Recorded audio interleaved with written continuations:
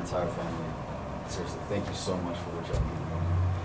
I've been wearing this uniform a long time, a little bit over 18 years, so I know what's in store for you. I know what's ahead of you. I know the sacrifices you're going to have to make. I know the tough times, but there's a lot of great times ahead of you as well. And I got to tell you, when I see anybody enlist in this time in history, I have a tremendous amount of respect for you. That whole core value of service before self, it takes on a whole new meaning now than it did almost 18 and a half years ago when I came in. When I came in back in '94, we were in the Cold War era, which meant we weren't at war. We had all kind of money in the military. We had all kind of bonuses, incentives. Probably had about 3 times the amount of manpower that we have now, and not nearly the amount of missions that we got going on. And back then, when you came in, it was common to say, hey, you're going to make a career out of this, you're going to stay at 20. And a lot of folks, I mean, it's pretty much impossible not to make a career out of it if you didn't want to. Now you fast forward almost 18 and a half years later, and things have changed dramatically. With everything going on in the world, especially since 9/11. The money that we used to have for bonuses and incentives is there. The manpower has been cut in half. A whole lot more missions. Now, each year, we have some type of foreshaping or some type of rollback where we're cutting manpower. So those days of saying, hey, I'm going to make a career out of it, if you're going to make a career, you got to be a mover and shaker. Now it's like a one and done type deal where if you mess up once, you make a bad judgment one day, it's pretty much the career killer. I mean, the folks that are seeing that in past the second and third terms now, those are, like I said, the movers and shakers, the ones that are out there making it happen. You're working a whole lot more hours. Now at times, back in the day, it used to be like maybe 1 every 3 cycles when it was time to deploy. You're deploying out. Every time it's your time to deploy, you're deploying. And you're not going to places like I went back and I went to, spend Christmas Mass with the Pope back in '95, '96. Things like that isn't happening. Now you're going to places where people are shooting at you and you're getting bombed at. It's like Iraq and Afghanistan. Again, we've been at war for the last 11 years. So again, when I see folks enlisting, still knowing all that is ahead of you, and you're still wanting to stand here and raise your right hand from the bottom of my heart, I tell you, man, I have so much respect for it, because even though I don't know you, just by doing that and giving providing self-service, it says something about who you are, it says something about your character, it says something about the way you're raised, and like I said, I can't thank you enough. So I have a lot of respect for you. You can take that as you will, but it takes a strong person to enlist in this time in history. So thanks again.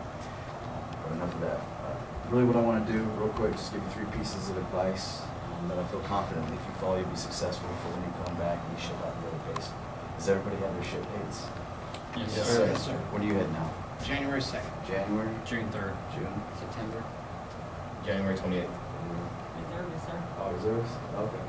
I don't have none, sir. You don't have a date yet? Air Force, right? Yes, sir. Okay, gotcha. Okay, here's the code for success and how you be successful. Basic training, doesn't matter what service you join, it's going to be extremely physical, all right? It's going to be a lot of running, a lot of marching, push-ups, sit-ups, a lot of sleep deprivation.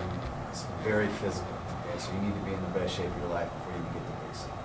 Be smart, do your service before you leave here today and figure out, hey, what is it going to take to pass my PT, my physical training test while I'm at basic? And what's going to be expected of me each and every day? You need to start preparing for that now. Right? If you know that's going to be a lot of running, you need to focus a lot on running, not trying to bench or lift a lot of weights. Focus and practice the way you're going to play when you get the basic training. And as you get real close to shipping out the basic, maybe 4 or 5 weeks, what you want to do maybe once or twice a week is take practice PT tests, see where you fall. Your goal should not only be to pass, but try to get to whatever that 90 to 100% range is. Again, you don't want to get the basic, be that guy or gal that's going up halfway through the run again, put your push-ups or sit-ups, and your fellow folks on the right and left of you and pick up your slack. So just be in the best shape of your life before you get there. I'm telling you, it's going to take off a lot of stress.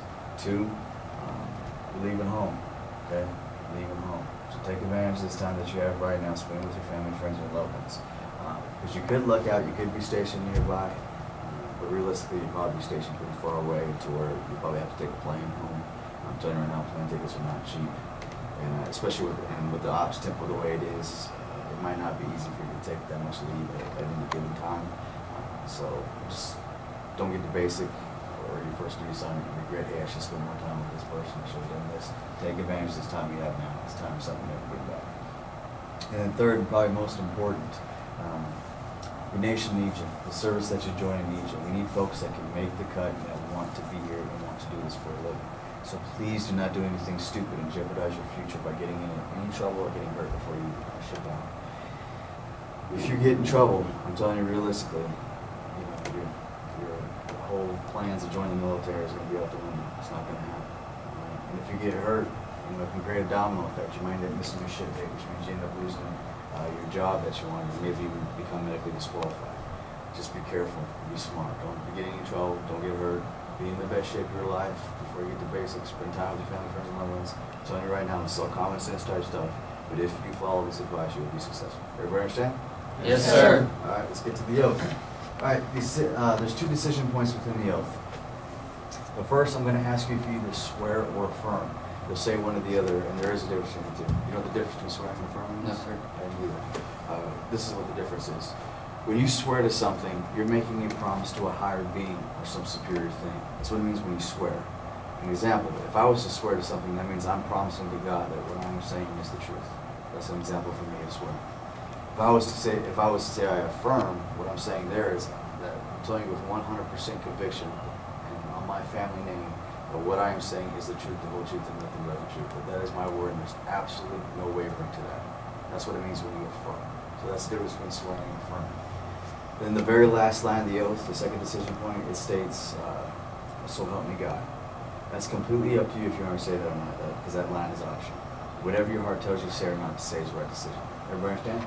Yes, sir. Okay, I just got to ask 3 questions. Look at price. Question 1, have you been briefed on fraudulent enlistment, desertion, and absence without leave?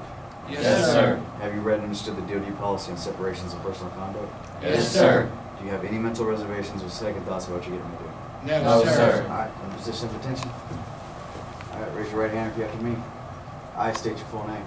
I, David David Do solemnly swear or affirm Do solemnly swear that I will support and defend that I will support and defend the Constitution of the United States the Constitution of the United States against all enemies, against all enemies, foreign and domestic, foreign and domestic, that I will bear true faith that I will bear true faith and allegiance to the same, and allegiance to the same, and that I will obey the orders and I will obey the orders of the President of the United States of the President of the United States and the orders and the orders of the officers appointed over me, and the officers appointed over me, according to regulations according to regulations and the Uniform Code of Military Justice. and the Uniform Code of Military Justice. So help me God. So help me God. All right, put your arms on. Everybody relax at ease. Congratulations. Welcome to the military. It's official. You're now in the military.